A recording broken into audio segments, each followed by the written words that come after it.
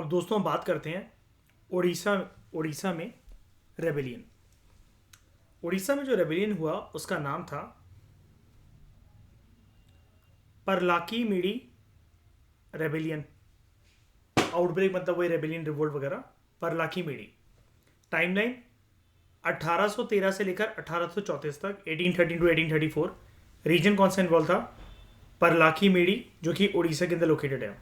दो लीडर्स यहाँ पर जो म्यूटेनी को लीड करने वाले थे, प्रोमिनेंट लीडर्स, वो थे नारायण देव और दूसरा गजापति देव। परलाकी मिडी जो है, it is situated in the western border of Ganjam district, Orissa के अंदर। यहाँ पर क्या है, हमें एक रिवोल्ट देखने को मिलता है जमींदारों की साइड से और राजास की साइड से।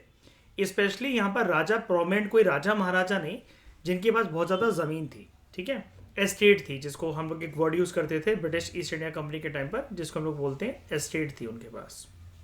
ओके, तो जब ईस्ट इंडिया कंपनी ने गंजम रीजन को एक्वायर करा, गंजम डिस्ट्रिक्ट को एक्वायर करा, तो जो नारायण देव था वो यहाँ का राजा था, परलाकीमिडी डिस्ट्रिक्ट का, परलाकीमिडी रीजन का। नारायण देव रेजिस्टेंस फोर्स द ब्रिटिशर्स, मतलब जो ये रेजिस्ट कर रहा था कि मैं रेवेन्यू नहीं दूंगा या फिर जो भी इनका इशू था, इसकी वजह से अंग्रेज़ों ने एक आर्मी तैनात करी under Colonel Peach. Colonel Peach ने नारायण देव को हराया जब इन दोनों के बीच में भिड़प होती है on ground, in terms of थोड़ा सा कह लो कि छोटा सा एक बैटल 1768 में।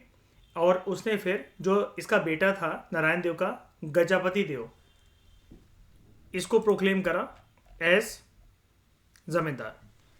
But Narayan Dev supported by his son and brothers revolted again. ठीक है, यहां पर ये जो बेटा है गजापति देव, नारायण देव का जो बेटा है, इसने ऐसा नहीं था कि बहुत ज़्यादा खुश था कि इसके बाप को स्टेप डाउन कर दिया गया हो और इसको पावर में लेकर आकर जमींदार बना दिया गया अंग्रेज़ों के द्वारा। इसने अपने बाप का साथ दिया नारायण देव का, और उसके बाद जो इसके दूसरे भी बेटे थे और जो भाई थे, यानी कि गजापति देव के जो चाचा थे, उन्होंने नारायण देव का साथ दिया और अंग्रेज़ों के खिलाफ दोबारा से रिवोल्ट को जारी रखा। तो कॉज क्या था इस रिवोल्ट का? Acquiring of Ganjam district by the Britishers. और रिजल्ट क्या हुआ? रेजिस्टेंस को कटेल करने के लिए मद्रास प्रेसिडेंसी जो थी, the presidency of Madras appointed George Russell as a commissioner of the region in 1832।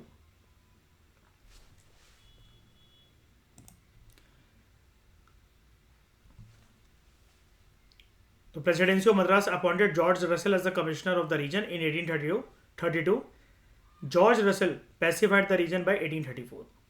ठीक है, उसके बाद हम बात करते हैं, ये आपका हो गया परलाकीमिडी रेबेलियन आउटब्रेक उड़ीसा के अंदर। अब बात करते हैं हम लोग गुजरात के अंदर कच्छ रीजन की। कच्छ या कच्छ मतलब के और सी का फर्क है। Rebellion 1816 to 1832 region Kutch. यहाँ पर लीडर जो था वो था राजा भारमल टू। कंफ्यूज मत करना, राजा भारमल जब हमने पढ़ा था वो मुगल एम्पायर के कंटेक्स्ट में पढ़ा था, वो जोधा के पापा होते हैं। ये राजा भारमल टू है, कुछ नहीं लेना देना है जोधा के पिताजी राजा भारमल का और इन राजा भारमल टू का। ठीक है, एक ट्रीटी साइन हुई थी अंग्रेज़ों के बीच में और महाराजा भारमल टू के बीच में, जो कि कच्छ के राजा थे, 1816 में, by which power was vested in the throne. मतलब ये इस ट्रीटी के अनुसार जो राजगद्दी पर जो राजा बैठेगा सारी पावर उसके पास होगी। इस रीजन में जो भी डिसीजन लेने होंगे वो ये राजा लेगा। But there was a power struggle between the maharaja and a group of chieftains. Britishers तो चाहते ही थे हमेशा रियासतें राजा महाराजा और उनके जो नोबल्स हैं वापस में लड़े, तो Britishers also interfered in the internal matters of the Kutch. 1819 में राजा भारमल ने अरब और अफगान ट्रूप्स रेज करे ब्रिटिशर्स के अगेंस्ट, क्योंकि राजा भारमल ने अभी तो ट्रीटी साइन करी थी, ठीक है, अंग्रेज़ों के साथ, लेकिन अब इनको ये लगा कि मज़े ले रहे हैं और मुझे राजगद्दी से हटाना चाहते हैं अंग्रेज़। तो उसने अफ्रीकन और अरब ट्रूप्स जो हैं वो रेज करे and the chieftains raised on his side. मतलब जो चिफ्टियंस उनको भी समझ में आ गई अंग्रेज़ों की करतूतें, तो वो भी राजा भारमल के साथ मिल गए अभी तक जो उनसे लड़ रहे थे। तो कॉज क्या इस रिवोल्ट के? Interference of British in the internal matters of Kutch, जिसकी वजह से राजा भारमल टू को लगा कि मुझे राजगद्दी से हटाने की कोशिश है, और उसके चिफ्टियंस जो अभी तक भारमल टू से लड़ रहे थे उनको भी बात समझ में आ गई थी कि हमें हिंदुस्तानी का ही साथ देना चाहिए, बाहर के एलियन लोगों का, अंग्रेजों का साथ नहीं देना चाहिए। तो रिजल्ट क्या हुआ? Kutch ruler Rao Bharmal two was defeated and company's authorities were compelled to follow a conciliatory policy. हरा दिया गया था इसको। उसके बाद यूपी की तरफ चलते हैं और यहाँ पर अपराइजिंग देखते हैं बरेली के अंदर 1816 में। रीजन बरेली, प्रोमिनेंट लीडर मुफ्ती मोहम्मद एबास। इमीडिएट कॉज इस राइजिंग, इस अपसर्ज का क्या था? इम्पोजिशन ऑफ पुलिस टैक्स, जिसकी वजह से जनता जो है वो आग बबूला हो गई थी अंग्रेजी हुकूमत के खिलाफ। The issue became religious when Mufti Mohammad Abas, एक रिस्पेक्टेड बूढ़ा व्यक्ति था इस टाइम पर, he gave a petition, he gave a request to the magistrate of the town in March 1816। Situation और खराब हो गई when police while collecting tax, इन्होंने एक औरत को जख्मी कर दिया था। मुफ्ती के जो सपोर्टर्स थे और जो पुलिस फोर्सेस थी सामने से, इनकी आपस में भिड़प हो गई as a result of this incident कि तुमने औरत को कैसे मारा, औरत के ऊपर हाथ कैसे उठाया। 2 दिन के अंदर अंदर following the incident, armed Muslims from Pilibhit region, Shahjahanpur and Rampur, they rose up in revolt to defend the faith and the Mufti, and the revolt could only be put down with the strong deployment of military troops. अंग्रेजों को ऐसा करना पड़ा, military troop deploy करने पड़े। तो cause क्या था इस रिवोल्ट का? Imposition of police tax. Result, rebels were suppressed with heavy deployment of military forces. उसके बाद हथरस में अपराइजिंग 1817 की बात है। हथरस रीजन है, प्रोमिनेंट लीडर्स दयाराम और भगवान सिंह। दयाराम ये एक तालुकदार था of numerous villages in Aligarh district. He maintained a stronghold at Hathras fort. जो ब्रिटिश ईस्ट इंडिया कंपनी जो उनकी जो फोर्सेस थी, they had concluded the settlement of the Hathras state with Dayaram as a farmer. लेकिन हाई रेवेन्यू डिमांड के चलते दयाराम जो है उसके ऊपर कर्जा बढ़ता जा रहा था और वो पे नहीं कर पा रहा था अंग्रेजों को। And he even committed many acts of hostility by giving harbour to government fugitives. मतलब जो अंग्रेजों के खिलाफ जो विद्रोह चला रहे थे, जो आंदोलन करना चाह रहे थे, जो अंग्रेजों की जेलों से भागे हुए जो लोग थे, ऐसे लोगों को शरण देने के लिए ऐसे लोगों को शरण देने के लिए दयाराम के ऊपर आरोप था। तो फरवरी 1817 की बात है, ब्रिटिश ईस्ट इंडिया कंपनी ने हाथरस किले के ऊपर अटैक करा। दयाराम बहादुरी से लड़ा for more than 15 days and escaped unharmed. बिना चोट पहुंचे वो वहां से भाग गया। तो कॉज ऑफ द रिवोल्ट क्या था? High revenues were demanded from Dayaram by the Britishers.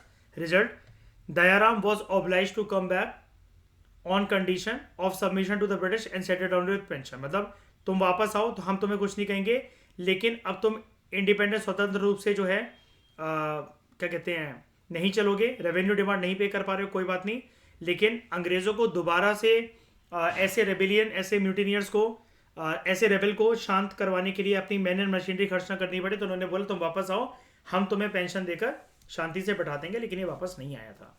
पायक रेबेलियन काफ़ी इंपॉर्टेंट है, ये अखबारों में बहुत साल मतलब कवर हो रही थी। ये 2017 के अंदर कवर हो रही थी, जब इसको बोला जा रहा था कि इसको ऑलमोस्ट 100 साल जो है वो पूरे हो चुके हैं।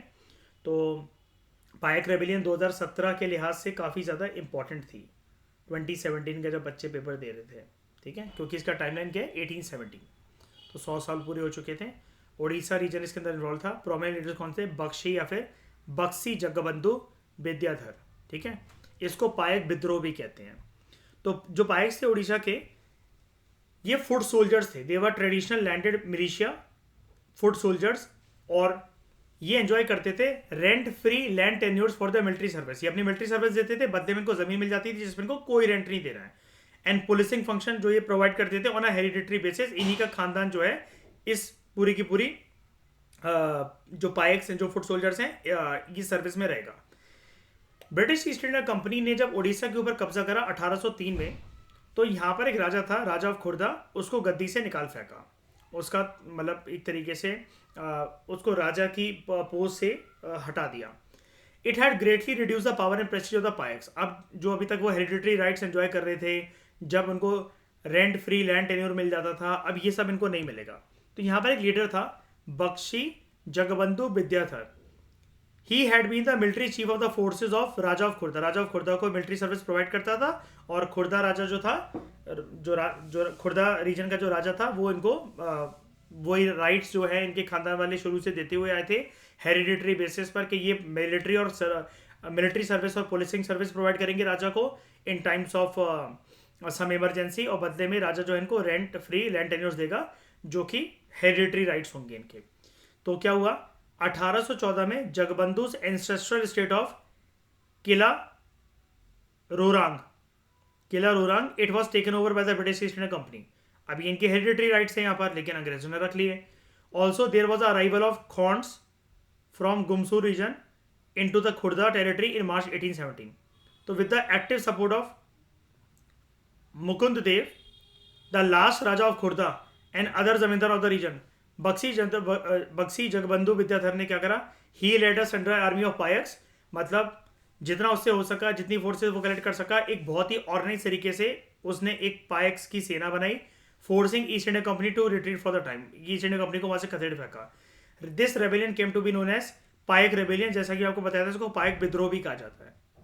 ठीक है, तो cause of the revolt, Odisha के ऊपर कब्जा होना 1803 में अंग्रेजों के द्वारा। बात सिर्फ कब्जा होने की नहीं थी, उनके एंसेस्ट्रल, उनके हेरिडिटरी राइट्स से उनको वंचित करा जा रहा था पायक्स को। Removal of raja of Khurd या Khurda from the throne and weakening of power and prestige of the Paiks. Result क्या हुआ, rebellion was brutally suppressed by 1818, जब अंग्रेज फुल फोर्स के बाद दोबारा आते हैं। Priest at the Puri temple, lord Jagannath का जो टेम्पल है पुरी के अंदर, who had sheltered Jagabandhu were caught in hand, उनको फांसी की सजा दे दी गई थी उन पुजारियों को। 1825 में Jagabandhu surrendered under the negotiated terms and Paik rebellion succeeded in getting large remission of arrear, कि मतलब जो उनको कर्जा जो चुकाना था उसमें उनको डिस्काउंट मिला। रिडक्शन इन असेसमेंट्स, के अब वो लैंड रेवेन्यू वगैरह ज़्यादा रख सकते हैं, रेवेन्यू राइट्स की डिमांड ज़्यादा नहीं करी जाएगी उनसे। And suspension of the sale of estates of defaulters at discretion, के मतलब अपनी मर्जी से जो अंग्रेज हैं वो क्या कहते हैं, जैसे इनकी ज़मीन बेच देते थे जब ये अपने पुराने कर्जे को चुका नहीं पाते थे, अब वो ऐसा नहीं करा जाएगा कि अंग्रेज खुद से ये चीज़ करने लग जाए। और अच्छी बात क्या हुई, a new settlement on fixed tenure was introduce in the region. फिर बात करते हैं हम वघेरा अपराइजिंग की। 1818 से लेकर 1820 तक रीजन था गुजरात। जो वघेरास थे बड़ौदा रीजन में, ओखला मंडल के, जो कि मॉडर्न गुजरात में ये सारी जगह वघेरास ऑफ ओखला मंडल रीजन है बड़ौदा में, गुजरात में। They resented the opposition of foreign rule from the very beginning. इनको अंग्रेज ही नहीं पसंद थे, फिर चाहे अंग्रेज कुछ भी करे, जब अंग्रेज ही नहीं पसंद तो उनकी कोई एक्टिविटी, उनकी कोई भी पॉलिसी नहीं पसंद। रेवेन्यू डिमांड जो थी बड़ौदास के गायकवाड्स की, they were supported by the British government and they compelled the Vaghera chief to take up arms in 1818। आपको पता है ये जो गायकवाड्स थे ये कॉन्फेडरेसी बनाकर रहते थे, किसके साथ, मराठा चीफ्स के साथ। ठीक है, तो क्या हुआ, cause of the revolt, resentment against the British rule and revenue demands of the Gaekwad of Baroda, ये कॉजेस थे। Result, a peace treaty was signed in November 1820। फिर हम बात करते हैं अहोम रिवोल्ट की। कंफ्यूज मत होना, जो हमने यहां पर डिस्कस करा था वो अहोम के खिलाफ था रिवोल्ट, वो इनका मुआमारियास का, ठीक है, वो अहोम्स के खिलाफ था। अब जो हम पढ़ने जा रहे हैं वो अहोम रिवोल्ट पढ़ने जा रहे हैं। Timeline 1828, region Assam, prominent leaders Gomdhar Konwar, Dhananjay, Bongohain, Jairam, Khargharia, Phukan. तो ब्रिटिशर्स जो है उन्होंने प्रॉमिस करा था कि वो असम से चले जाएंगे फर्स्ट बर्मा वॉर के बाद। अभी उनको बर्मीज को थोड़ा सा पीछे करना है, बर्मीज फोर्सेस को, इसलिए वो आके यहाँ पर टिके हुए हैं। तो जब 1824 से लेकर 26 तक का जो बर्मा वॉर हुआ पहला ब्रिटिश फोर्सेस का बर्मीज फोर्सेस के साथ, उन्होंने प्रॉमिस करा था कि वो असम से चले जाएंगे। But after the war British attempted to incorporate the Ahoms territories into the company's dominion. वो ब्रिटिश ईस्ट इंडिया कंपनी की टेरिटरीज में अहोम्स की जो असम वाली जो टेरिटरी थी उसको इनकॉर्पोरेट करना चाहते थे। इसकी वजह से ब्रिटिशर्स के खिलाफ एक रेबेलियन स्टार्ट हुआ 1828 में, अंडर द लीडरशिप ऑफ गोमधार कॉन्वर। ये एक अहोम का राजा था, एक प्रिंस था। तो कॉज क्या हुआ इस रिवोल्ट का, कॉज क्या था, failure of the Britishers to withdraw from the Assam after the first Burma war. अपने प्रॉमिस से पीछे हट गए। रिजल्ट, company handed over upper Assam to Maharaja Purandar Singh Narendra and part of the kingdom was restored to the Assamese king. उनको सेटलमेंट करना पड़ा, क्योंकि फिर वरना ये जो अहोम फोर्सेज है ना, ये बर्मीज फोर्सेज के साथ मिल जाते और तब अंग्रेजों के लिए बहुत मुश्किल हो जाता कि नॉर्थ ईस्ट इंडिया में अपना स्ट्रॉन्ग होल्ड बनाकर रखना कैसे भी करके, क्योंकि ये ऐसा किसके हाथ नहीं लगना चाहिए था? बर्मा के खिलाफ नहीं लगना चाहिए था। उसके बाद गुजरात की तरफ दोबारा चलते हैं और बात करते हैं सूरत सॉल्ट एजिटेशंस की। 1840 की बात है। रीजन कौन इन्वॉल्व था? सूरत। ठीक है। और कोई प्रोमिनेंट लीडर नहीं है यहाँ पर क्योंकि एजिटेशंस हैं लार्ज स्केल पे हुई। अगस्त 1844 की बात है, 1844 की बात है। British government started levying ₹1 as an excise duty and import duties on the salt in Surat. Tax was earlier 50 paisa, यानी कि डबल कर दिया गया। This resulted in attacks by the local Surat population the Europeans. तो क्या था इसका सिंपल सा reason? Increase of salt tax, result government reduce the additional salt levy. इसलिए यहाँ पर कोई ज़्यादा डिस्कशन नहीं दे रखी है क्योंकि सरकार को फिर विड्रॉ करना पड़ा था क्योंकि सॉल्ट मैन्युफैक्चरर्स ने ये बोल दिया था हम सॉल्ट प्रोड्यूस ही नहीं करेंगे, इस काम को, इस इंडस्ट्रीज को, इस मतलब इस धंधे को ही छोड़ के चले जाएंगे, इस इंडस्ट्री को छोड़ के चले जाएंगे। फिर बात करते हैं कूका मूवमेंट की। रीजन इन्वॉल्व था western Punjab. Prominent leaders Bhagat Jawahar Mal and Baba Ram Singh.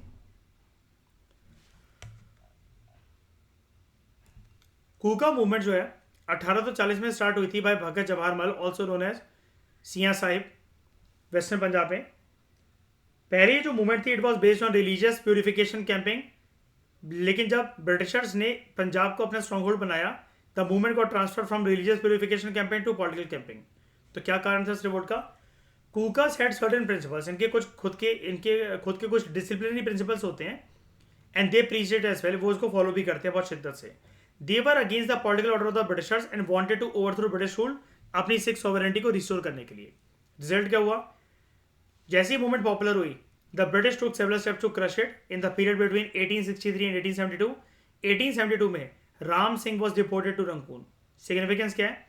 It's basic principles were abolition of caste and similar discrimination among Sikhs, इनकी डिमांड थी। उसके बाद discouraging the consumption of meat, alcohol and drugs, permission for intermarriages, widow remarriage, encouraging women to step out of seclusion, घर बैठ के सिर्फ चूल्हा चौका करने के लिए और औरतों का रोल नहीं होना चाहिए, बाहर भी वो निकल के काम धंधा करें, जो भी उनको करना करें। बेसिकली उनकी लिबर्टी और फ्रीडम की बात हुई।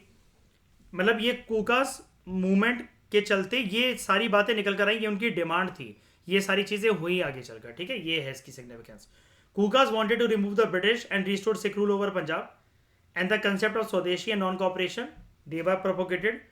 कूकास ने बोला कि हाथ से बने हुए कपड़े हमें पहनने चाहिए and they boycotted English laws, education and their products like clothes etcetera. तो कूकास को नामधारी भी कहा जाता है, जो कि एक सेक्ट है सिखिज्म के साथ जुड़े हुए। They started as a group for religious purification Sikhism under Ram Singh and the movement received a strong political overtone with the establishment of Sikh rule in Punjab. इनका मकसद यही था और foreign powers like British East India company को बाहर खदेड़ फेंकना। ठीक है, ये एक मैप दे रखा है जहां पर आपको सारी की सारी जो सिविल अपराइजिंग्स हैं देखने को मिल जाएंगी। ठीक है, तो सिविल अपराइजिंग्स हमारी खत्म हो चुकी हैं। एक बस कंक्लूजन डिस्कस करते हैं इसके बारे में छोटा सा। सारी सिविल अपराइजिंग्स का निचोड़ है basically the British succeeded in pacifying the rebel areas one by one. मतलब अंग्रेजों ने जो भी साम दाम दंडभेद अपनाया, लेकिन उन्होंने शांति व्यवस्था इस्टेब्लिश कर दी उन सारे इलाकों में, जिन जिन रीजन्स में, जिन जिन स्टेट्स में, जिन जिन इलाकों में हमने ये अभी सिविल रेबिलियंस को पढ़ा है। कुछ जो वायलेंट रेबल्स थे उनको या तो मार दिया गया या they were publicly hanged. For example Velu Thampi was publicly hanged even after he was dead. देख रहे हो, Velu Thampi was publicly hanged even after he was dead. मतलब मर गया था फिर भी उसको मतलब टंगा दिया गया। इतनी मतलब क्या कहते हैं इतना ज़्यादा कभी कभार इनकी जो पॉलिसी थी म्यूटिनियर्स के साथ डील करने के लिए इतनी ज़्यादा बारबेरियन थी। British also gave concessions to rebel zamindars in the form of restoration of the zamindari as long as they agreed to live peacefully under alien authority। कि हमारे खिलाफ कुछ षड्यंत्र मत रचना, अगर रहना है प्यार से रहो, रेवेन्यू हमें देते रहो, हम तुम्हें कुछ भी नहीं कहेंगे। Historical significance of these civil uprisings lies in the fact that they established strong and variable local traditions of resistance to British rule, जिसकी वजह से आगे चलकर और लोगों को हिम्मत मिली अंग्रेजों के खिलाफ आवाज उठाने की। और ये छोटे छोटे जो स्टेप्स है यही चीजें गाइड करेगी हमारी नेशनल मूवमेंट को। उसके बाद Indian people were to draw inspiration from these traditions in the later national struggle for freedom, जैसे कि आपको बता रहा हूँ आगे चलकर यही इंडियन नेशनल मूवमेंट का एक बेस बनेगी, ये छोटी छोटी ये जो मूवमेंट्स हैं।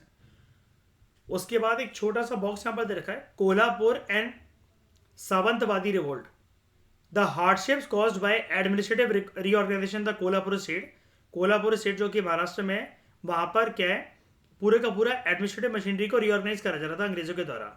After 1844 it cause deep resentment, the Gadkaris, the hereditary military class which garrison the Maratha forts, they were disbanded by the Britishers and faced with the specter of unemployment.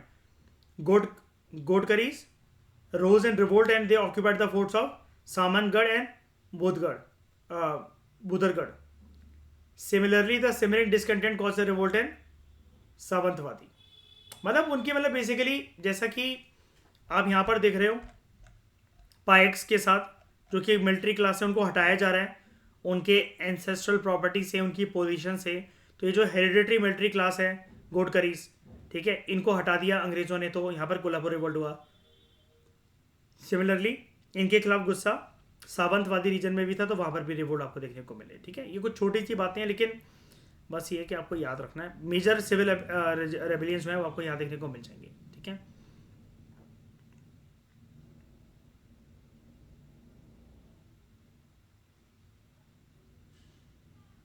बस नेक्स्ट लेक्चर में दोस्तों हम लोग बात करेंगे ट्राइबल अपराइजिंग के बारे में। जैसा कि आप जानते हो ये चैप्टर जो है वो 2 पार्ट्स में बटा हुआ है, civil rebellions and tribal uprising. Civil rebellions सारी की सारे हमने कवर कर ली कॉम्प्रिहेंसिव तरीके से। अब बात करेंगे कुछ ट्राइबल अपराइजिंग्स के बारे में। Thank you very much for discussion.